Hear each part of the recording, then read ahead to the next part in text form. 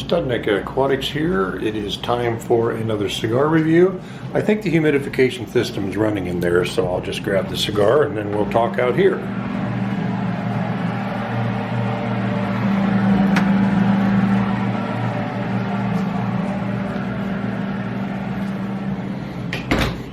And the cigar I've chosen today is by Gispert. I have had Gispert cigars in the past, but I have not had this one.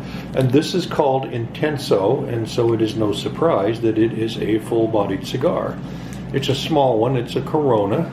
I'm going to go ahead and get this thing set down here, get her lit up, and then we're going to review this cigar. Okay, I don't have it lit yet, but I thought I would show you this good cigar. And once again, this is by Gispert. And it is a Corona. It is 5x44, and AJ Fernandez had his hand in the blend of this cigar, as did another gentleman. And it's a really dark, really nice looking cigar. It's a little bit rough. There is a little bit of veining, a couple spots, but it's, you know, it's kind of a neat looking cigar, and it's kind of a small size. Sometimes I like a smaller cigar. I don't always have time for a larger one. So, and it has a really beautiful Maduro wrapper, and I do like Maduro wrappers, and I like full-bodied cigars. So, and AJ Fernandez, I've never had a cigar that he blended that I didn't think had good flavors and good construction. So, I'm going to go ahead and get this thing fired up, and then we'll review this cigar.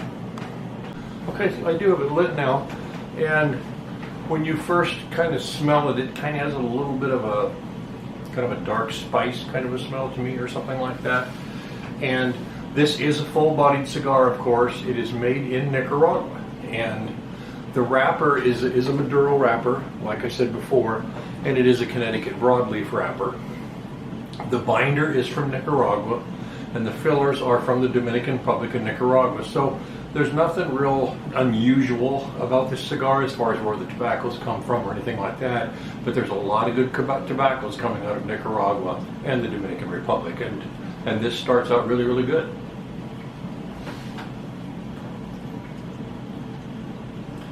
There's definitely some spice there, and there's quite a bit of it. You pick that up right away.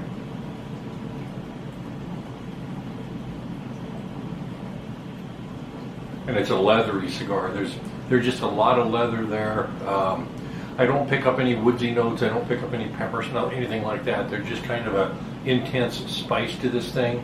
And you can tell that you're smoking it. I haven't even hardly started, and it's definitely going to be a full-bodied cigar, no doubt about it. So I think it's going to be really good.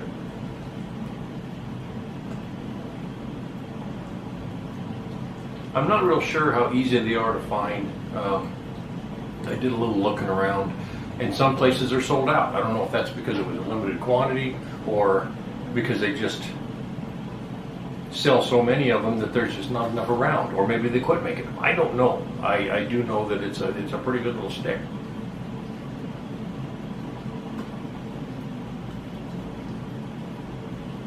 Yeah, there's a lot of leather there.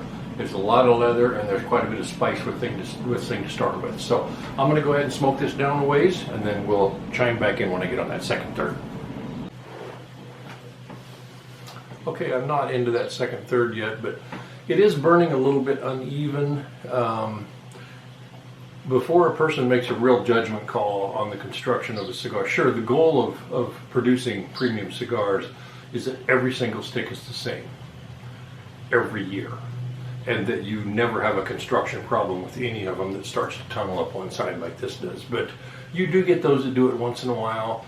The true test would be to get a 5-pack and smoke them, and if you're getting this, you know, more than once, then there is a construction problem on that particular batch. So I don't know. I'll probably try to correct it just a little bit. It does have kind of a nice light gray ash on there. It's a little bit dark. There's definitely some intense flavors with this thing. It's definitely a full-bodied cigar. There's a lot of leather there, which I do enjoy, and it's a spicy cigar, no doubt about it. A little something else in there, but I'm not sure what that is. So I'm going to keep smoking this down, and we'll chime back in when I get in there a ways. Okay, I'm getting into the second third of this cigar. It's not burning very even. I corrected it, and it keeps doing it, and the ash is really frayed. You know, so there's some construction problems with this cigar, and like I said earlier, maybe it's just this cigar, but sometimes it kind of turns out to be that way. It's definitely a full-bodied cigar, no doubt about that. I don't know if you're new to the cigar game, if you would want to smoke this any time of the day. You might want to wait till after you've had a meal, a good hearty meal, something like a steak or something, and then follow it up with something like this. It goes pretty good.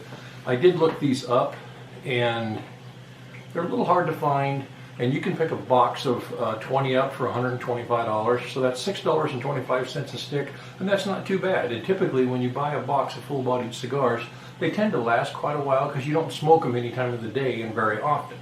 You pick that time when you had a really good steak or something, had a really good meal, and then afterwards you can sit down and you can enjoy a full-bodied cigar. So that is my review of the Gisbert Intenso, and as always, keep smoking cigars.